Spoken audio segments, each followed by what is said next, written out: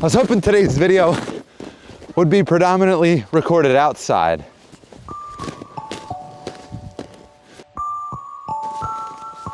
There's only one small problem with those plans.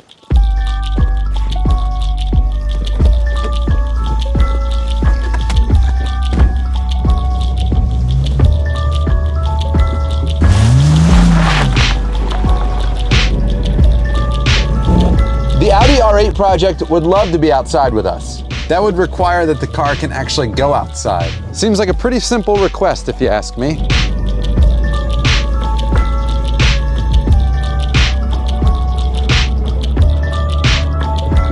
You remember the Audi R8 that I've been working on for the last 4 to 6 weeks? It's sort of an indoor car right now, if you know what I mean. I bought this Audi 6 weeks ago, and in that amount of time, I think I've figured out just about everything that's wrong with this car, and subsequently purchased every replacement part that I would need to fix those problems. That's why this video has no excuse to end any other way than with me driving the car. Outside. The major reason why we're not on the road right now is because of something that happened last week. I was pulling the suspension out of the car when I pulled the threads out of the frame with the bolts. That was backwards progress. Fast forward to this week and I have the old threaded insert next to the new one. You can see the old one's all stretched out. The threaded inserts are stainless steel and I bought a bag of 50. I only actually need 2 of them. Actually, I ordered 2 bags, so now I have 100. Additionally, you need this very specific tool to help get the threads inserted into the hole. Without this tool, my 100 count of threaded inserts would be as useless as having 0 threaded inserts. So what took 2 seconds to yank out will probably take me a little bit longer to thread back in. You know you're getting good bite when you hear that metal on metal squeak. With the new thread installed, I'm wondering what happens to that center portion of the thread that's bent at 90 degrees that allowed our installation tool to key into it. Well, that's why they give you a little punch. The punch goes down the center of the thread and you knock out that little vertical piece, leaving it behind forever inside the frame. Now, if that makes you feel that this is sort of like a hack job repair, just know that every single thread into this aluminum frame has a threaded insert. So we are in fact giving this car a factory repair. So much so that if you took a magnetic stick and put it down each threaded hole on this frame, pull it out, and what will you find? The broken off center post from the factory threaded insert. Factory repair. It's a shame I only have 2 holes to fix because this is going really well. I think this is the first box that I'm gonna open with replacement parts in it. I'm hoping to find some suspension inside of this big one. If I remember correctly, I bought the whole suspension component as one big piece.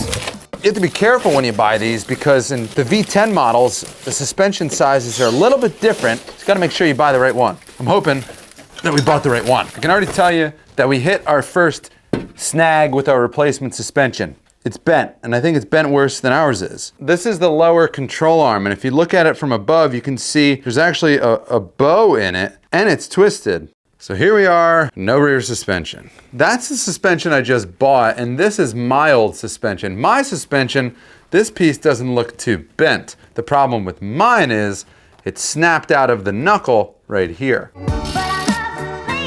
So now I have 2 unique suspension corners that are both broken in their own special way, and I'm trying to combine the best parts from each of them, knowing that most of the parts between them are incompatible.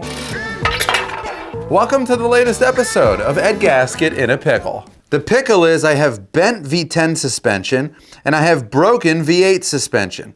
So my options are to buy a new unbent control arm or to try and salvage this one on my hydraulic press. The benefit of the press is that it's free, and a new control arm is like, I don't know, 600 bucks? So I'm gonna put 12 tons of force on this control arm to see if I can straighten out the bent portion of the control arm. Is that doing anything? Pushing freaking hard. Try just a touch more leverage.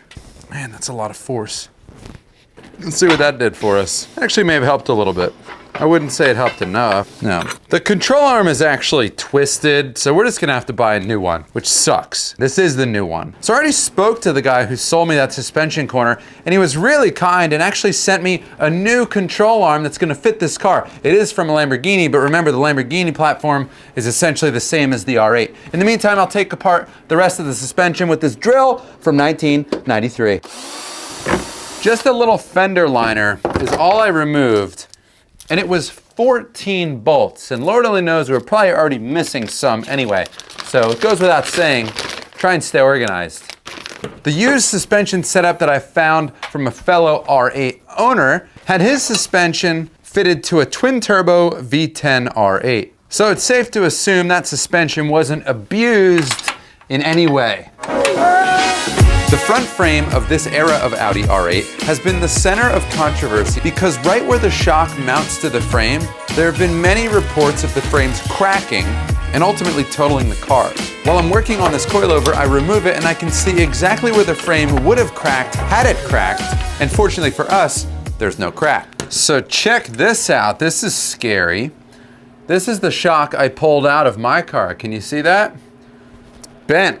Not only is it bent, well, yeah, it's bent. So I'm glad I pulled that out. This is the replacement one that I found locally. It came with upgraded springs and it's straight. The Audi R8 community in general is an incredibly enthusiastic group of car people who are happy to share their own personal information and resources. As soon as I posted on the Audi R8 forums that I needed suspension for this car, a complete stranger reached out to me by the name of Nick, and he offered me his entire suspension setup for the price of just one coilover. So either Nick is a good dude, or these coilovers are stolen. Thankfully, it appears, let me get the other one, that this side is not broken. Old one coming out looks essentially brand new. New one going in, it's supposed to be better, it has a better spring. I don't know. At least they'll all look the same. It's this exact type of car culture enthusiasm that keeps this type of build within budget and even possible. And with parts coming from so many different cars to make this one come back to life, it gives this car some unique character. Aside from swapping out this rear coilover, I'm not expecting this corner to need much in terms of repair. I know there are a dozen new versions of this tool, but the reality is it's really hard to replace a tool when it does its job perfectly. Quick glance though, it looks like more than just this coilover is gonna need replacement.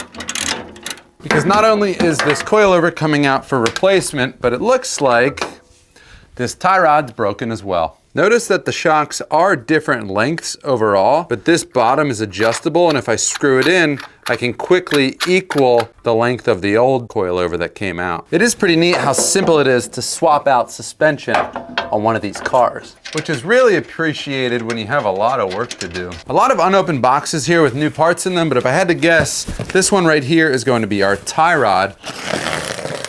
And we'll make sure that this gets bolted in nicely before we torque down any of the suspension bolts. Although I'm putting used parts back into this Audi, these are genuine Audi parts, and check out the difference between the old one and the new one. This is a significant upgrade. This must have come from a newer car. So check this out. Remember these Lamborghini wheels? No, I'm not gonna finish the car with these wheels, but I am gonna take advantage of the fact that I have them and that they're the same exact bolt pattern on a Lamborghini as an R8. Wow, these wheels are way heavier than the wheels that were on the car. Oh, I can't even lift them up. There we go. Don't worry, I'm being gentle. This means we're actually 25% closer to driving our R8 for the first time. I actually tried to give away these wheels and I couldn't do it. So I'm glad we still have them for our test drive, but we have to order nice wheels for our R8. If I can get one more wheel in this car, then we'll be 50% of the way to driving it. But I noticed a problem. Yep, another problem. There's something wrong with our front rotor, and if I spin the rotor, you can really see the problem up close. If I measure the distance between the inside edge of the rotor and this dust shield, it's measuring 12 millimeters. But if I turn the rotor to a different area and then measure that distance again, check it out now, it's 16 millimeters. It should be the same. That means we have another unknown part that's bent. Who's calling? Oh, this should be good. My Jetta is at the dealer. Hello? Good morning, Mr. DeWalt. It's Darnell from Colonial Volkswagen Subaru. Hi, Darnell. I'm going to go get that seat heater order for you, and I should have your vehicle ready by tomorrow morning, sir. Thank you so much. Sure, no problem, sir. Thank you, and have a great day. See you, man. Bye-bye. So my Jetta is at the dealership because the heated seat stopped working and my butt gets cold when I drive to my day job. Interesting that I'm working on this in the garage, but I'm not willing to fix the heated seat in my Jetta. That's because there's only so much time in the day to do the things that you like. To put it into perspective, this is a graph of the things that I like and things that I don't like. If you notice down here, there's don't like and here's like. Down by the don't like is my Jetta, down by the like is my R8. That's why the Jetta's at the dealership, while I'm here working on one of the coolest cars ever made. A few different things could be causing this to look or appear bent, so I'm gonna rule out the most common thing that could happen during an accident, which would be a bent brake rotor. I'm kind of hoping the rotor's bent because I imagine that'd be the easiest part to find or replace. How am I gonna know that this is bent? The hub could also be bent, so I'm gonna check the distance between the hub and the dust shield in multiple places. 27 millimeters, 27 millimeters, 27 millimeters, 27 millimeters. So that confirms that the hub is not bent. To confirm this theory, let's take the non-bent rotor from the passenger side and put it on the driver's side. Well, I should say it wasn't involved in the accident, so I don't think it's bent. So if I take this rotor, maybe I should hit this way, you idiot.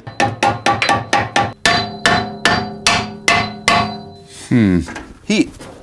You definitely don't want to overheat this area. There's a lot of rubber seals in the neighborhood, but just a little bit of heat goes a long way. It's a little bit of heat. A couple good whacks never hurt nobody.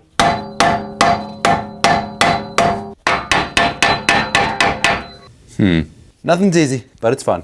Just realize that every time you take your car to the mechanic for a service, this is kind of what it's like for them. Try a little reverse cowgirl. Not good.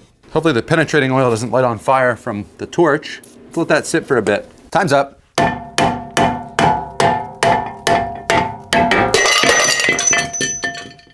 It's like I didn't know that was gonna happen. I shouldn't have moved that stuff ahead of time. What are the odds I just bent this rotor? Well, for the video's sake, I'll assume 0%.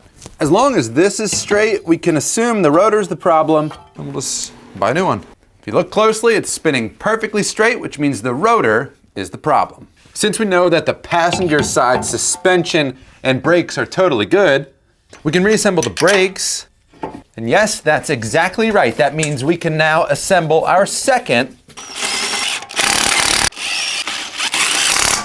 of 4 wheels. While the passenger side is ready for its first test drive, the driver's side is, well, the driver's side's hurting. The driver's side's hurting bad. Wouldn't it be nice if there was some company that worked 7 days every single week, 365 days every single year, ensuring that when you buy your auto parts, they get to your garage as fast as humanly possible? That would really be something special, you know?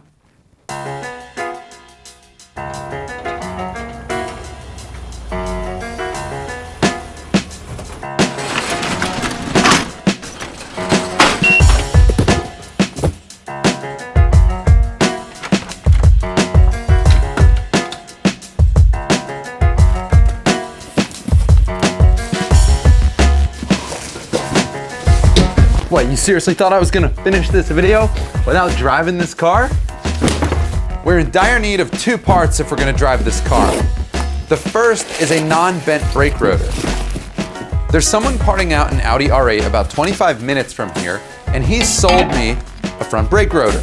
And with our front brake rotor on, we're able to bolt up our third of 4 wheels.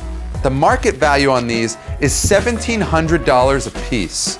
I think they're hideous, but I'm happy we've mounted 3 of them. That leaves one last wheel that we need to put on. Yep, that one. The second crucial part that we need in order to test drive our Audi R8 is a non-bent, non-broken lower control arm. This completes the left rear suspension corner assembly. Being able to bolt the suspension to the car confirms that the frame is not severely bent because all the bolt holes lined up, even the holes that I had to put new threads into. The last of our new to us coilovers is installed. Thank you, Nick, wherever you are.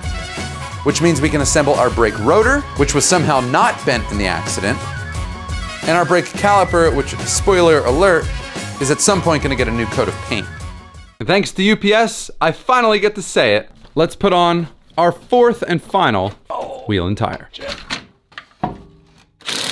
My biggest fear is that I don't know if this car actually has functional brakes. So in the process of taking it off of the jack stands that it apparently wasn't even sitting on, and finally lowering it off the quick jack, I'm gonna leave the brick wall garage door closed in case she rolls. Ready? 3, 2.